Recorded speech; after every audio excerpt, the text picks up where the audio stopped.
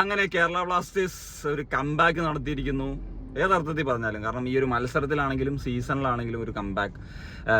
Actually നമ്മൾ സാധാരണ സെറ്റപ്പിലല്ല എനിക്ക് പക്ഷേ ഇപ്പോഴത്തെ ആ ഒരു സിറ്റുവേഷനിൽ തന്നെ വീഡിയോ ചെയ്യാണ്ടിരിക്കാൻ പറ്റില്ല. കാരണം ഇതൊരു മാച്ച് പ്രിവ്യൂ എന്നുള്ളതല്ല, ഒരു മാച്ച് കണ്ടിട്ട് ആ ഒരു എക്സൈറ്റ്മെന്റിൽ എന്തൊക്കെ പറയുന്നു അതൊക്കെ എന്നുള്ളതാണ്. നമ്മൾ സ്റ്റേഡിയത്തിൽ മത്സരം കണ്ടതിന് ശേഷം തിരിച്ചു പോകുന്ന ആ ഒരു സാഹചര്യത്തിൽ ചെയ്യാണ്. ഓക്കെ, ബാക്കി കൂടുതൽ ഇൻട്രസ്റ്റിംഗ് ആയിട്ടുള്ള കാര്യങ്ങളൊക്കെ നമ്മുടെ മാച്ച് ഡേ വ്ലോഗിൽ കാണും. ഈ ഒരു മത്സരത്തിലേക്ക് വരുന്നൊരു സമയത്ത് ആക്ച്വലി എനിക്ക് വലിയൊരു എക്സ്പെക്ടേഷൻ ഇല്ലായിരുന്നു. കാരണം ഗോവയ്ക്കെതിരെയാണ് നമുക്ക് ആ ഒരു മത്സരം കളിക്കേണ്ടത്. അറിയാമല്ലോ, ഗോവ നിലവിലൊന്ന് ഡൗൺ ആയിട്ട് നിൽക്കുകയാണെന്നുണ്ടെങ്കിൽ പോലും അവരുടെ ഒരു ഫിനിഷിംഗ് പോരായ്മകൾ ഇങ്ങനെയുള്ള കാര്യങ്ങളൊക്കെയാണ്. പക്ഷേ പ്രത്യേകിച്ച് അവർ ഫസ്റ്റ് ഹാഫിൽ ആ 2 ഗോളുകൾ അടിച്ചത് അത് തീർച്ചയായിട്ടും ഒരു വലിയ എന്താ പറയുക മത്സരം കൈവിട്ടു പോയി എന്ന് തന്നെ പ്രതീക്ഷിച്ചു. കാരണം നമ്മൾ കഴിഞ്ഞ കുറച്ച് മത്സരങ്ങളായിട്ട് ഉള്ള പ്രോബ്ലംസ് നമുക്കറിയാലോ. ഒരു തിരിച്ചുവരവ് ഒരിക്കലും പ്രതീക്ഷിക്കാത്തൊരു കാര്യം തന്നെയായിരുന്നു. പക്ഷേ അതാണ് ആ ഒരു മത്സരത്തിൻ്റെ ഒരു ഇത്. കാരണം നമ്മൾ കഴിഞ്ഞൊരു മത്സരം കഴിഞ്ഞപ്പോൾ പറഞ്ഞൊരു കാര്യമാണ്, പ്ലേ ഫോർ ബാഡ്ജ് എന്ന് പറയുന്ന ഒരു ചാൻഡിങ് നമ്മൾ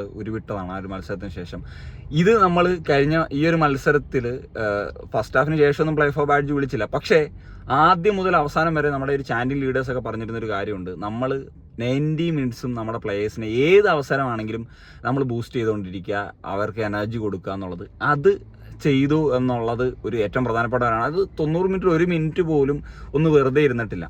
അപ്പം അത് തീർച്ചയായിട്ടും നമുക്ക് ടീമിനൊരു ബലവത്തായിട്ട് വന്നു. അത്രത്തോളം എനർജി, അത്രത്തോളം ആ ഒരു മാച്ച് ഒരു 18,000 ആളുകളൊക്കെ ഉണ്ടായിരുന്നുള്ളൂ. പക്ഷേ അത്രത്തോളം ഒരു എനർജി നമ്മുടെ ടീമിന് കൊടുക്കാൻ സാധിച്ചു എന്നുള്ളതാണ്. അപ്പം എനിക്ക് ആ ആദ്യത്തെ ഞാൻ ഗോളുകളൊന്നും ഇനിയിപ്പം മാച്ച് ടി വിയിലൊന്നും കണ്ടിട്ടില്ല. നമ്മളറിയാലോ ആ ഒരു സിറ്റുവേഷനിൽ പിന്നെ നമ്മൾ വ്ളോഗ് എടുക്കുന്നുണ്ട്, ആ ഒരു രീതിയിലൊക്കെയാണ് കണ്ടിട്ടുള്ളത്. അപ്പം എനിക്കൊന്ന് രണ്ടാമത്തെ ഗോള് ഒരു പ്യുവർ മിസ്റ്റേക്ക്, ഡിഫെൻസീവ് എറവ് പോലെയാണ് എനിക്ക് ഫീൽ ചെയ്തത്. ആദ്യത്തേത് അവർ പിന്നെ റീബൗണ്ട് ഒന്ന് റൗളിനടിച്ചു, അങ്ങനെയൊക്കെയുള്ളൊരു സംഭവമാണ്. പക്ഷേ KBFCയുടെ ഗോൾസ് അതിനെപ്പറ്റി പറയാതിരിക്കാൻ പറ്റില്ല. കാരണം എന്ന് വെച്ച് കഴിഞ്ഞാൽ ആദ്യത്തെ ഗോള് സക്കായി ആ ഒരു ദിമിയെ ഫൗൾ ചെയ്തിട്ട് നമുക്ക് ഈ സീസണിലെ ഐ തിങ്ക് ആദ്യത്തെ ഒരു ഫ്രീ കിക്ക് ഗോളാണ്. നമ്മൾ പലപ്പോഴും പറഞ്ഞിട്ടുള്ളൊരു കാര്യമാണ് ഈ ഒരു സീസണിൽ ഫ്രീ കിക്ക് ഗോൾസ് ഒക്കെ വരാന്നതിൻ്റെ ഒരു കാര്യം. അല്ലെങ്കിൽ നമ്മൾ ഫ്രീ കിക്ക് ഗോളെ കണ്ടിട്ട് ഇപ്പോൾ എത്ര നാളായി എന്നുള്ളൊരു സാഹചര്യമുണ്ട്.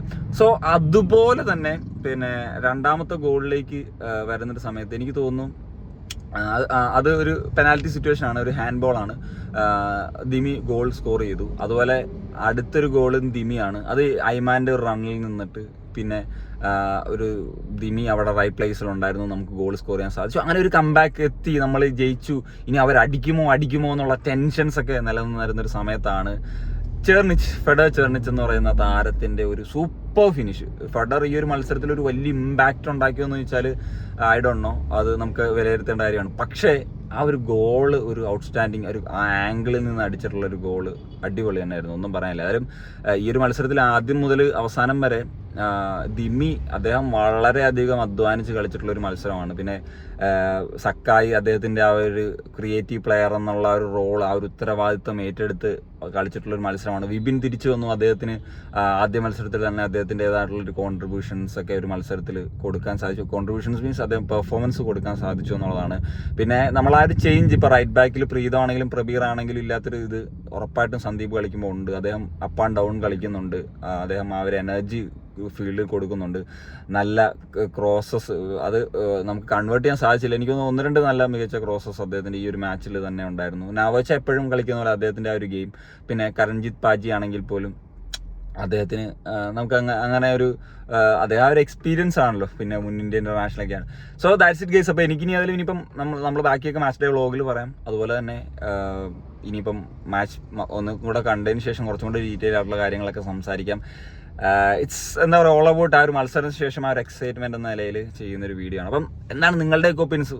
ഒരുപാട് എക്സൈറ്റ്മെന്റ് ആയിരിക്കും എന്നറിയാം. നമ്മൾ ടോപ്പ് 4ലേക്ക് തിരിച്ചെത്തിയിരുന്നു, അതും ഗോവയ്ക്കെതിരെ ഒരു വിജയം നേടാൻ സാധിച്ചുകൊണ്ട് തന്നെ ഗോവയുടെ ഒരു 3 പോയിന്റ് നഷ്ടപ്പെടുത്തുകയാണ്. അതിനോടൊപ്പം നമുക്ക് ആ ഒരു 3 പോയിന്റ് നേടാൻ സാധിച്ചു എന്നുള്ളതാണ്. അല്ലെങ്കിൽ ഗോവയുടെ ആ ഒരു മൊമെന്റ് ഇപ്പോഴും നഷ്ടപ്പെട്ട് തന്നെ തിരിച്ചു കിട്ടിയിട്ടില്ല. എന്നാൽ KBFCക്ക് ആ ഒരു വിജയം തീർച്ചയായിട്ടും ഒരു ഉണർവ് വന്നിട്ടുണ്ട്.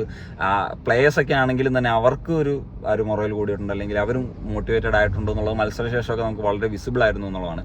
അപ്പോൾ നിങ്ങളുടെ ഒപ്പീനിയൻസ് ഉറപ്പായിട്ടും കമന്റ് ചെയ്യാൻ പറ്റുക. ഞാനാണ് നിഷൻ, സൈനിങ് ഓഫ്.